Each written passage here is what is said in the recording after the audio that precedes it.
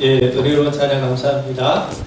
할렐루야. 네. 자, 우리 옆에 계신 분들 한번 우리 얼굴을 보시면서 우리 따뜻한 미소로 서로 인사 한번 나누시겠습니다.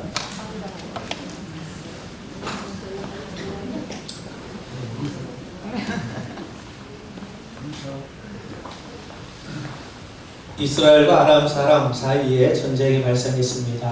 그 전쟁의 결과는 아람의 승리로 끝납니다. 그래서 이스라엘 가운데 많은 사람들이 아람의 포로로 끌려가게 되죠. 그때 포로로 끌려간 사람 중에 한 소녀가 있습니다. 물론 이 전쟁을 승리로 이끈 장군은 나만입니다. 그는 아람에서 왕 다음에 최고의 권력을 누리고 있는 권력자였습니다. 왕의 제사를 드릴 때 그 옆에서 왕을 부축했다는 것만 봐도 그가 얼마나 큰 명예와 권력을 누리고 있는지를 알 수가 있습니다. 그는 모든 사람이 선망하는 명예와 부와 권세를 누리고 있음에 틀림이 없습니다. 그런데 그런 나아만에게 예기치 않은 불행이 닥쳐오게 되죠. 그는 나병에 걸리게 됩니다. 고대 사회에서 나병은 불치병으로 알려져 있습니다. 사람이 치료할 수 있는 병이 아니었던 거죠. 그러다 보니 나병은 어쩌다 실수로 혹은 건강관리를 잘못해서 생긴 병이 아니라 하늘이 내린 형벌이요 신이 내린 저주라고 치부되었던 그런 병입니다. 그러니 그가 얼마나 낙담했겠습니까? 생각해 보세요. 나만이 처음부터 나병에 걸린 것은 아닌 것 같습니다. 성경은 그가 왕의 군대 장관이라고 하죠. 그는 단순히 변방의 장수, 무명의 장수가 아닙니다. 한 나라의 군대 장관입니다. 더 나아가 그는 주인 앞에서 크고 존귀한 자라고 했습니다. 왕에게 절대적인 신임을 받고 있는 자는 의미 아니겠습니까? 또 성경에 보면 하나님께서 일전에 그에게 아람을 구원하게 하셨다고 말씀합니다. 아람이 곤경에 처해 있을 때 그는 나라를 구한 구국의 영웅이기도 하다는 말입니다. 만약 나아만이 처음부터 나병 환자였다면 어떻게 군대 장관이 될 수 있고 왕의 절대적인 신임을 받는 자가 될 수 있었겠습니까? 언감생심 꿈도 꾸지 못할 일 아니겠습니까? 그런 의미에서 나아만은 군대 장관이 된 이후에 왕과 백성들로부터 두터운 신임과 권세를 받고 난 이후에 나병에 걸린 것 같습니다. 나병은 그의 모든 지위와 권세를 무용지물로 만들 수가 있죠. 나병에 걸리면 우선 마을 밖으로 격리될 수밖에 없습니다. 그의 병세가 악화되어감에 따라 그가 가지고 있는 지위와 영광 권세도 물거품처럼 사라질 수밖에 없게 되는 거죠. 최고의 지위와 권세를 누리는 자가 가장 아무것도 아닌 자가 될 수가 있습니다. 이런 일이 어찌 나아만의 경우에만 해당되겠습니까? 우리 주변을 보면 전혀 예기치 않은 일로 인해서 모든 것을 가진 자가 아무것도 가지지 못한 자가 되는 경우가 얼마나 많이 있습니까? 그런데 절망에 빠진 나아만에게 뜻밖의 소식이 전해집니다. 전쟁 포로로 끌려온 한 어린 소녀가 안주인에게 하는 말을 들은 거죠. 3절에 보면 소녀가 이렇게 말을 합니다. 그의 여주인에게 이르되 우리 주인이 사마리아에 계신 선지자 앞에 계셨으면 좋겠나이다. 그가 그의 나병을 고치리이다 하는지라. 여종의 말은 나아만에게 복음과도 같은 것입니다. 자기 병에 고쳐줄 수만 있다면 더 바랄 것이 무엇이 있겠습니까? 여러분, 목마른 자가 우물을 파게 마련입니다. 나병에 시달리던 나아만은 여종의 작은 말을 흘려 듣지 아니하고 주저하지 않고 짐을 끄리고 이스라엘로 향하게 됩니다. 오늘 말씀을 세 가지로 여러분들과 함께 나눠보고자 합니다. 제가 2절과 3절을 다시 한번 읽어보겠습니다. 전에 아람 사람이 떼를 지어 나가서 이스라엘 땅에서 어린 소녀 하나를 사로잡음에 그가 나아만의 아내에게 수종들더니 그의 여주인에게 이르되 우리 주인이 사마리아에 계신 선지자 앞에 계셨으면 좋겠나이다. 그가 그 나병을 고치리이다 하는지라. 우리 먼저 포로로 잡혀온 여종의 믿음에 대해서 생각해 볼 필요가 있습니다. 지금 그녀는 포로로 끌려왔어요. 신분은 종의 상태입니다. 만약 나아만의 병이 고쳐지지 않으면 자기 신변에 무슨 일이 벌어질지 장담할 수가 없는 상태입니다. 어쩌면 주인을 능멸한 죄로 죽임을 당할 수도 있습니다. 그런데도 여종은 주인에게 아주 담대하게 말해요. 선지자 엘리야사 앞에 가면 고침을 받을 수 있다는 겁니다.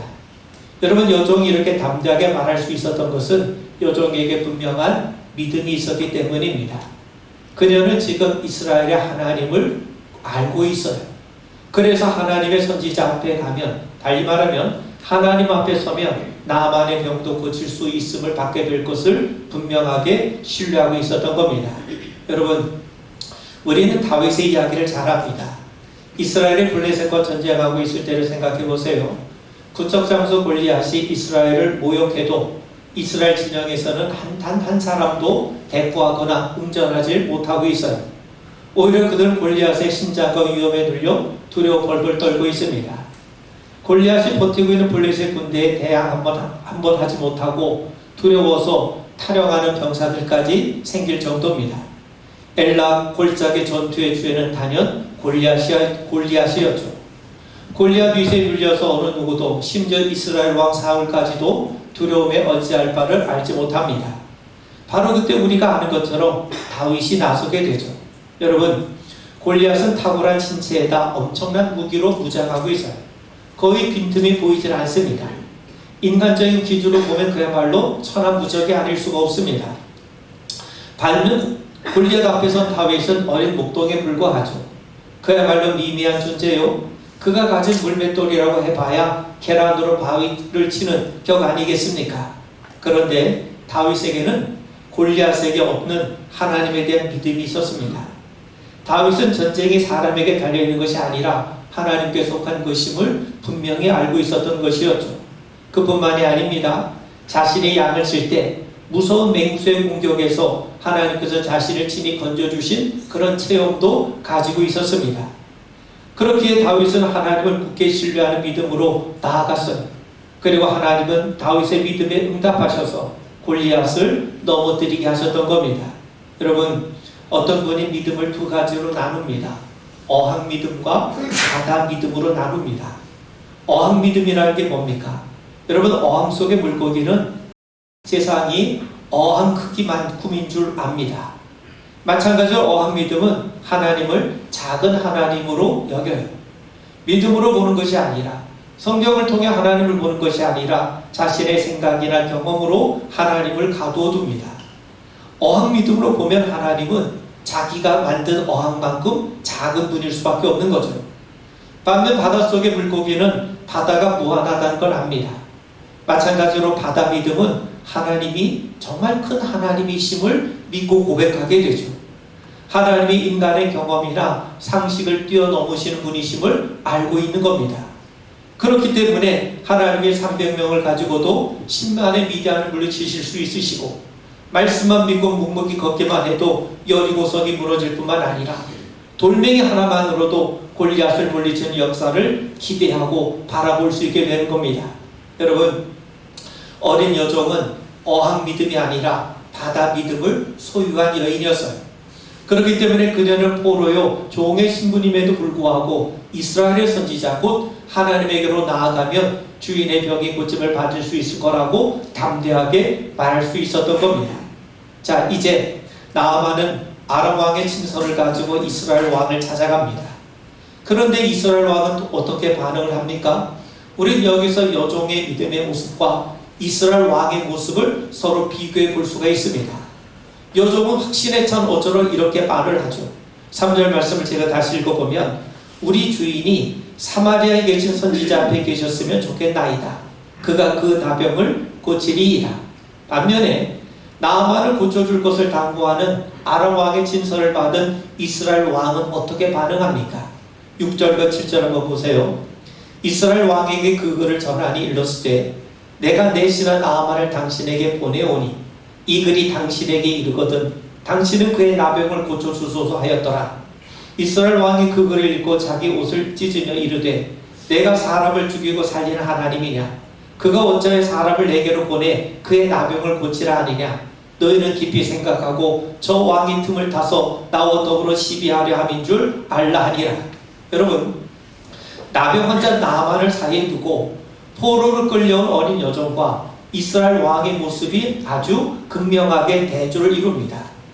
여종은 나아만에게 선지자 엘리사에게로 가면, 즉 하나님의 앞으로 나아가면 고침을 받을 수 있다고 말을 해요.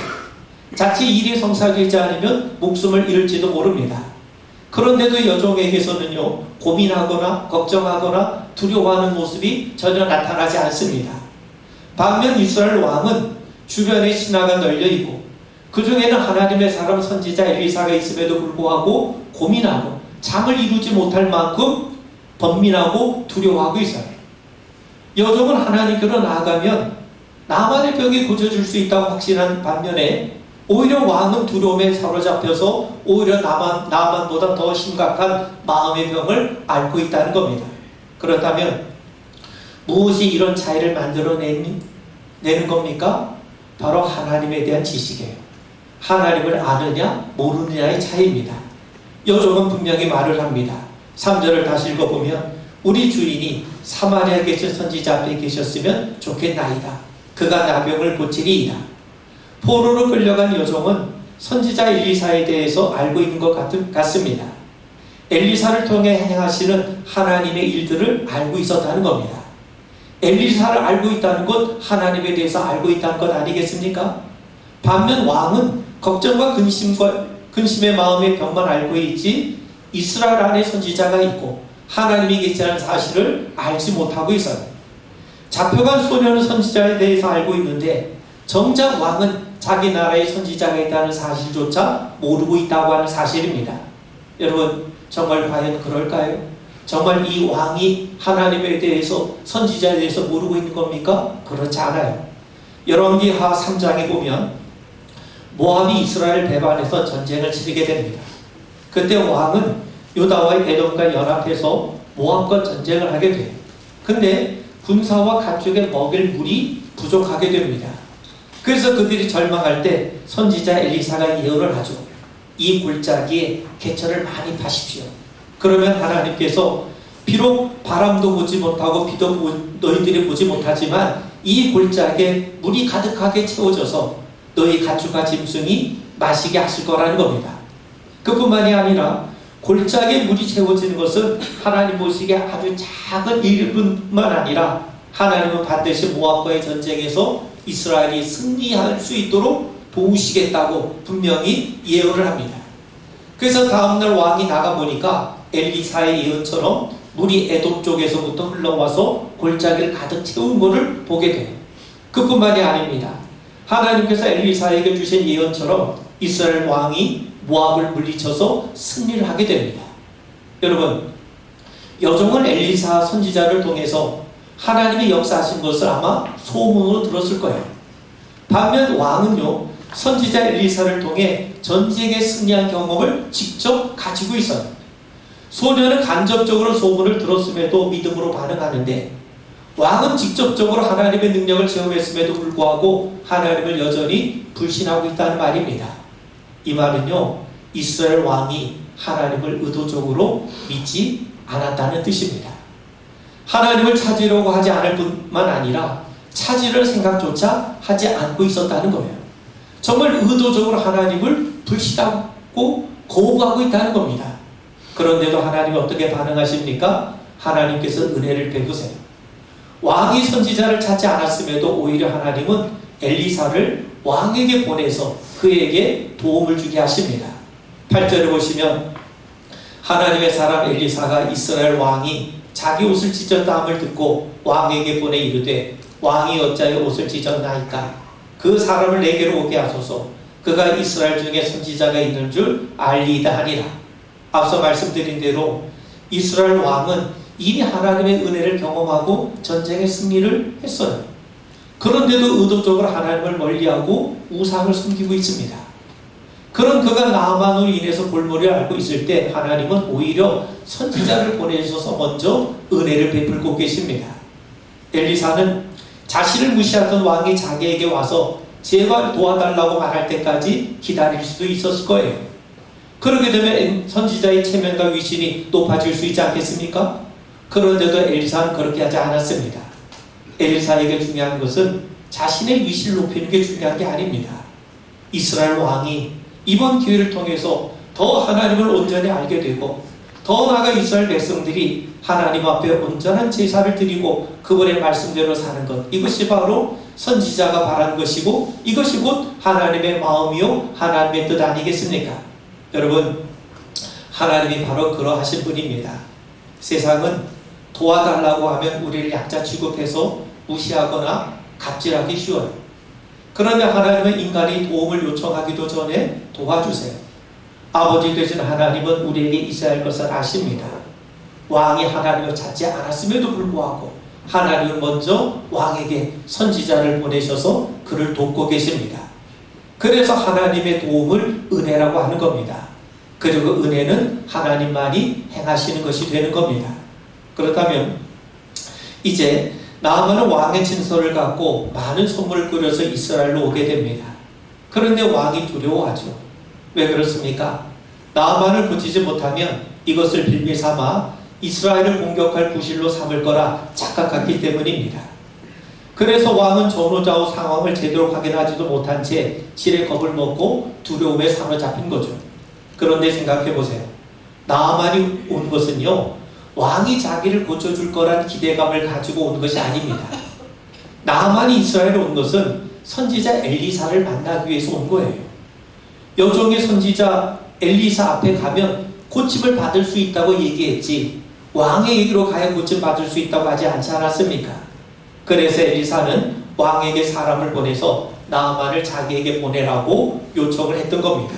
자, 그런데 나아만이 찾아왔을 때 엘리사는 거들떠보지도 않고 이렇게 말해요. 그것도 직접 나와서 말한 게 아니라 종을 시켜서 말합니다. 이런 결례가 어디 있겠습니까? 상대는 이스라엘보다 강한 아람의 군대 장관이에요.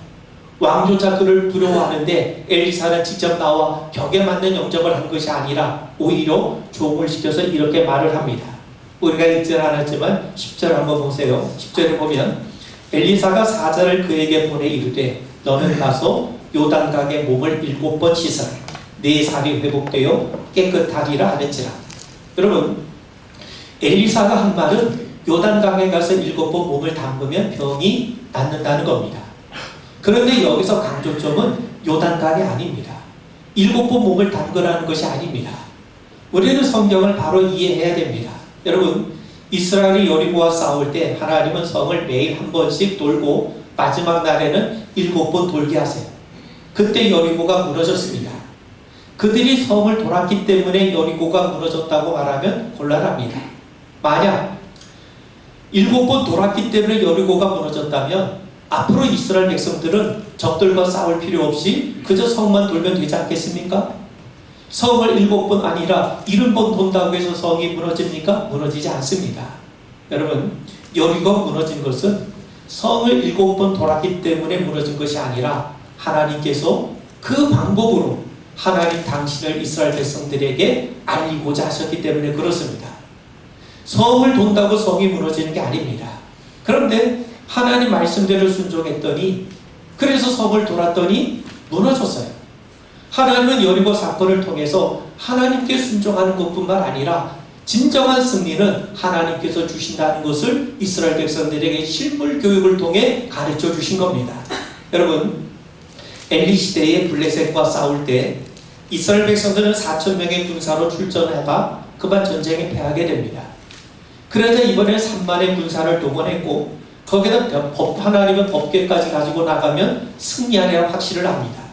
그런데 결과가 어떻게 되었습니까? 전쟁에 패했을 뿐만 아니라 하나님의 법궤까지도 빼앗겨요. 하나님의 인재를 나타내는 법궤가 아무 쓸모없는 것처럼 여겨졌던 겁니다. 그런데 블레셋은 승리를 자축하면서 하나님의 법궤를 어디다 두냐면 다곤 신전 안에 안치를 하게 됩니다. 쉽게 말하면 하나님을 다곤 신 앞에 무릎 꿇게 만든 거죠. 그런데 어떤 일이 벌어졌습니까? 다곤 신상이 하나님의 법궤 앞에 오히려 엎드려지고 몸뚱아리만 남고 머리와 손발이 잘려나가는 그런 일들이 발생하게 된 거예요. 생각해 보세요. 전쟁에서는 이스라엘 백성들이 패했어요. 법궤를 가지고 나갔는데도 졌어요. 하나님의 법궤가 무용지물처럼 여겨졌는데 블레셋 땅에선 오히려 법궤를 통해 하나님의 영광이, 하나님의 능력이 드러나고 있지 않습니까? 이처럼 하나님의 생각과 인간의 생각이 다르다는 거예요. 하나님은 결국 인간에게 이용당하시는 분이 아니라는 겁니다. 오늘 본문도 마찬가지입니다. 엘리사에게 문전박대를 당한 나아만이 하는 말을 들어보세요. 11절 말씀 한번 보세요. 나아만이 노하여 물러가며 이르되 내 생각에는 그가 내게로 나와서서 그의 하나님 여호와의 이름을 부르고 그의 손을 그 부위에 흔들어 나병을 고칠까 하였도다. 여기 보면 내 생각에는 앞에서 여종과 이스라엘 왕의 믿음을 비교했다면 이번에는요, 내 생각에는 나만의 생각과 엘리사의 생각을 서로 대조해서 비교해 보여주고 있습니다. 나만이 생각한 게 뭡니까? 자신이 어떻게 하면 병을 나을 수 있겠느냐 하는 거죠. 그에겐 병이 낫는 방법이 중요합니다. 어떻게 병이 나을 수 있는가? 병을 낫게 하는 그 방법을 중요하게 여기니까 선지자가 직접 자기 몸에 손을 대어 고치든지, 그게 아니면 강물에 몸을 담궈야 한다면 요단강보다 더 깨끗한 다메섹 강에 몸을 담그는 것이 훨씬 낫지 않겠느냐, 지금 그 얘기를 하고 있는 거죠. 나아만은 왜 그런 생각하고 있습니까? 그의 관심은요, 어떻게 하면 병이 고쳐지는지 그 방법에만 집중하고 있어요.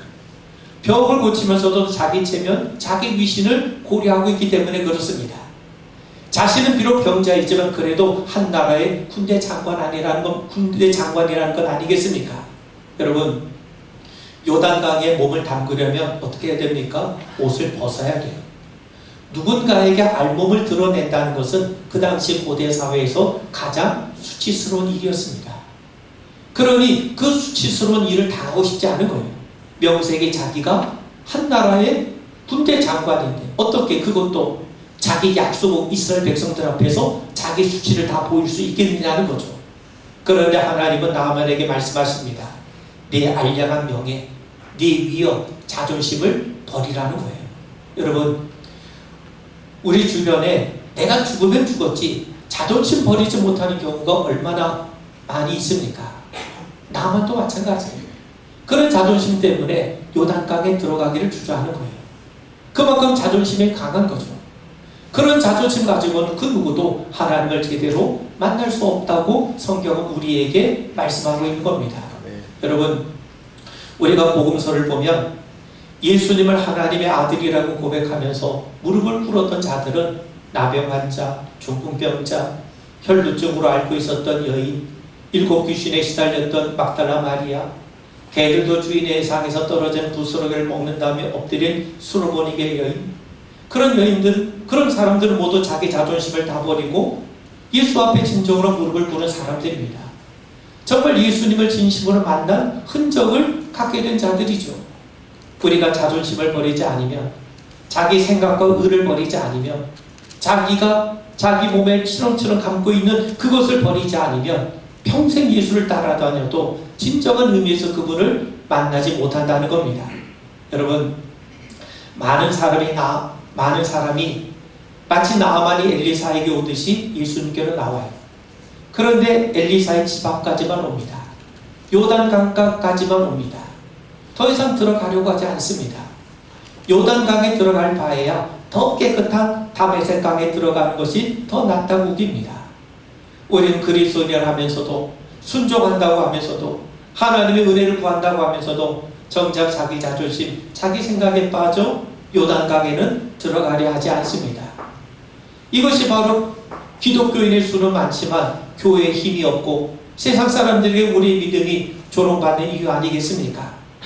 자기를 내세운 인간적인 모습이 펄펄 살아있어요. 바울의 말씀처럼 그리스도 안에서 죽고 그리스도 안에서 사는 진정한 그리스도인의 모습을 보기가 참으로 어렵게 되었다는 겁니다. 하나님 앞에 설 때 모든 껍질을 벗어버려야 됩니다.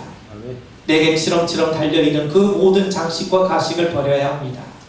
하인들 앞에서도 옷을 벗고 요단강에 몸을 담근 이 나아만처럼 우리도 우리의 알량한 자존심을 버리고 주님의 보혈에 잠길 때 하나님께서 우리를 새롭게 만나주심을 우리 분명하게 믿게 되길 바랍니다. 아멘. 여러분, 나아만이 자신의 자존심을 버리고 요단강에 7번 몸을 담그고 나올 때 그는 하나님을 만난 증거를 가지고 나오게 됩니다.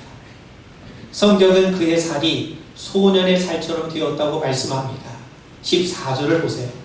나아만이 이에 데려가서 하나님의 사람의 말대로 요단강에 7번 몸을 잠그니 그의 살이 어린아이의 살같이 회복되어 깨끗하게 되었더라. 여러분, 나아만을 엘리사에게 소개해 준 사람은 어린 소녀예요. 나아라 카탄이란 말입니다.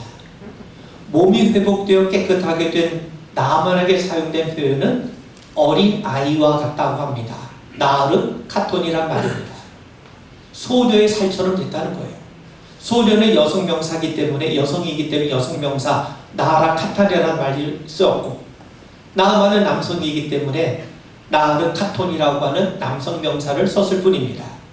다시 말해서 나아만이 어린 소녀의 살처럼 되었다는 거예요. 이 말은요, 나아만의 살이 자기를 엘리사에게로 보낸 그 소녀의 살처럼 되었다는 말입니다. 그렇다면 여러분, 그 말이 무슨 의미겠습니까?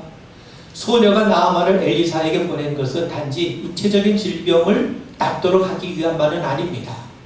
소녀가 나아만을 엘리사에게 보낸 것은 질병을 치유받을 뿐 아니라 그 일을 통해 그가 하나님을 만나고 하나님의 사람이 되기를 원했다는 거예요. 그런데 나아만의 살이 어린 소녀의 살같이 되었다는 것은 그 소녀가 바라던 그대로 되었다는 것을 의미하는 겁니다. 그 구체적인 증거가 나오는데 15절에 보시면 나아만이 모든 군대와 함께 하나님의 사람에게로 돌아와서 그 앞에서 서서 이르되 내가 이제 이스라엘 외에는 온 천하에 신이 없는 줄을 아나이다. 나아만은 비로소 자기 입으로 이스라엘의 하나님만이 진정한 하나님이심을 고백하고 있어요. 그 말은 무슨 말이겠습니까? 아직 나아만이 온전히 하나님을 알게 된 건 아니지만 그래도 적어도 이제 그가 하나님을 아는 자가 되어가기 시작하고 있다는 것을 우리에게 말해주는 겁니다. 여러분, 나아만의 이야기는요, 이방인이었던 나아만이 선지자 엘리사를 통해 주신 하나님의 명령에 순종해서 병을 고침받았다는 그 이야기가 아닙니다. 이방인이었던 그가 하나님을 온전히 알게 되었다는 이야기입니다. 당시 이스라엘 백성들, 정작 하나님의 백성이라고 하는 사람들은 하나님을 모르고 하나님을 거부하고 하나님을 알려고 하지도 않는데, 그런데 이방 사람 나아만이 하나님을 알아가기를 시작했다는 거예요. 그런 역설적인 이야기를 나아만 이야기를 통해서 하나님께서 당시 이스라엘 백성들에게 들려주고 계시는 겁니다. 여러분, 나아만이 자존심을 버리고 요단강에 몸을 담근 것은 중요합니다. 그런데 본문은요, 나아만의 행동, 그의 순종을 칭찬한 이야기가 아닙니다. 하나님이 그를 치유하셔서요. 이것이 빠지면 하나님은 온데간데 없고 온통 사람들의 이야기가 교훈으로 남게 됩니다. 하나님은 죄인들의 연약함을 받아주십니다. 이방인이라 할지라도 하나님께 나아오는 자를 외면하지 않으십니다. 이방인 나아만의 간구까지 그대로 받아주시고 은혜를 베풀어 주신 분이 하나님이신 거예요. 하나님은 치유하신 분이고 자유를 주신 분이세요. 하나님으로 인해서 나아만은 병에서 고침을 받았을 뿐 아니라 진정한 자유까지 누리게 되었던 거죠. 여러분, 나아만의 생각으로는 절대로 요단강에 들어갈 수가 없어요. 바리새인의 생각으로는 절대로 예수가 하나님의 아들일 수 없어요. 부자 청년의 생각으로는 절대로 자기 재산을 버리고 예수님을 따라갈 수가 없어요. 우리는 절대로 하나님의 자녀가 될 수가 없습니다. 그럼에도 긍휼에 풍성하신 하나님께서 그리스도 예수를 통해 우리를 하나님의 자녀로 삼으셨어요. 그래서 하나님의 은혜 외에 달리 할 말이 없는 겁니다. 오늘 본문의 말씀은 나아만의 행동이 아니라 하나님을 가르쳐 줍니다. 나아만은 자기 생각을 강조했어요. 반면 성경은 나아만의 생각, 나의 생각이 아니라 하나님의 생각, 하나님의 능력, 더 나아가 하나님을 우리에게 가르쳐 줍니다. 강조점은 요단강에 들어가서 7번 씻었다가 중요한 게 아니라 하나님이 치유하셨다는 것이 중요합니다. 사람들은 어떻게 치유받느냐를 따질 때 성경은 누가 치유하느냐, 그 치유하시는 분을 우리에게 가르쳐주고 있어요. 우리는 수단 방법을 따지다가 정작 이를 이루신 분이 하나님이심을 잃어버릴 때가 얼마나 많이 있습니까? 내가 더 하나님 앞에 순종해야 하는데 이런 고민을 하면서도 정작 내가 더 하나님을 알아야 하는데 이 고민은 하고 있지 않은 것이 우리들의 실정입니다. 그런 의미에서 여러분 하나님을 온전히 알아가는데 더 힘써 하시길 바랍니다. 하나님과 바른 관계를 맺고 그분을 알아가면 알아갈수록 우리는 하나님과 더 깊은 사귐과 신뢰의 관계를 이어가게 될 줄 믿습니다. 아멘. 우리 기도하겠습니다. 사랑의 아버지 하나님, 우리 모두가 하나님을 알아가는 일에 더 힘써갈 수 있도록 도와주시고 하나님께서 우리의 삶 가운데 행하시는 일들을 우리가 분명히 보게 되는 귀한 은총 허락하여 주옵소서. 아멘. 모든 말씀 우리 주 예수님 이름 받들어 간절히 기도하옵나이다. 아멘.